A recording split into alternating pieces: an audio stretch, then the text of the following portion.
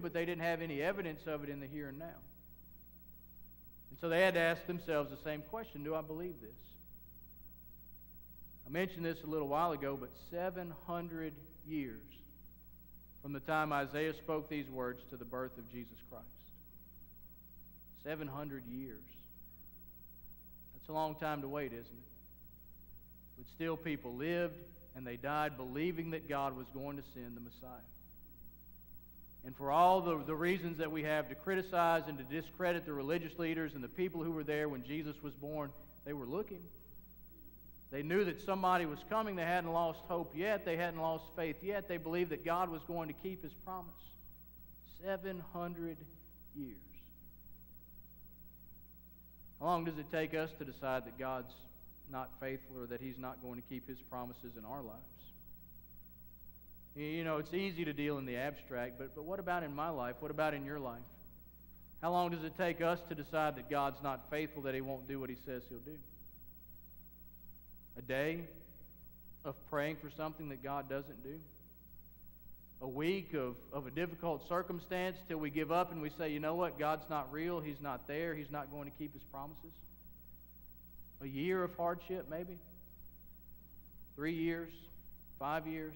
7 years? How long before we throw up our hands and say, you know what, I just can't believe this stuff anymore. God's not really for me. He doesn't really exist. He's not going to provide for me. How long? Usually not very long, is it? Before we say, you know what, I'm done with God. He didn't do what I wanted Him to do when I wanted Him to do it, so He's not real. He doesn't exist. He's not good. He's not powerful. You fill in the blank.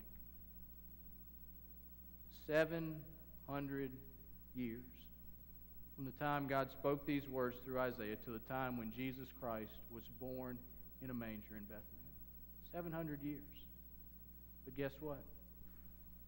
God kept His promise, didn't He? God sent the Messiah that He promised He would send. But it was just the beginning.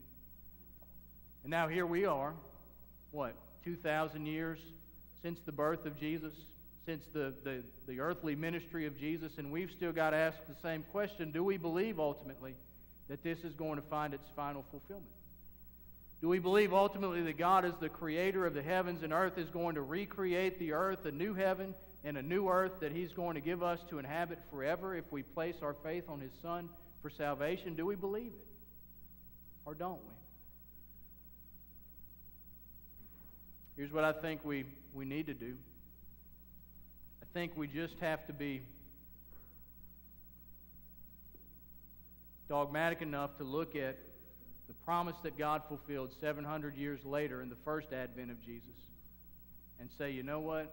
There's the proof that God, maybe 2,000 years, maybe 2,100 years, maybe 3,000 years later, is going to finally bring to fulfillment what He started at the birth of Jesus. What He started through the prophet Isaiah, what He started in the Garden of Eden, God is finally going to bring that to completion. And I'm going to believe it.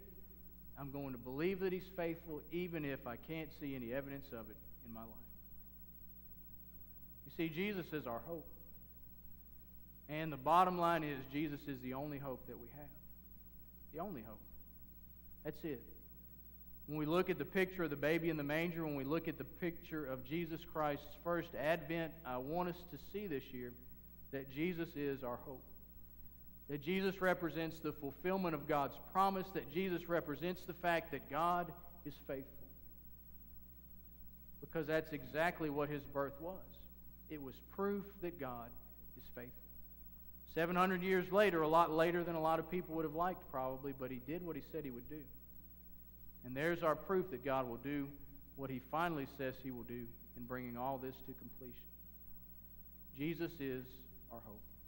Jesus is the fulfillment of God's promise. He is the proof that God is faithful. It's a pretty simple takeaway from the message this morning, from this passage in Isaiah. One point. God's faithful. He'll do what He says He'll do, and Jesus is the proof of that.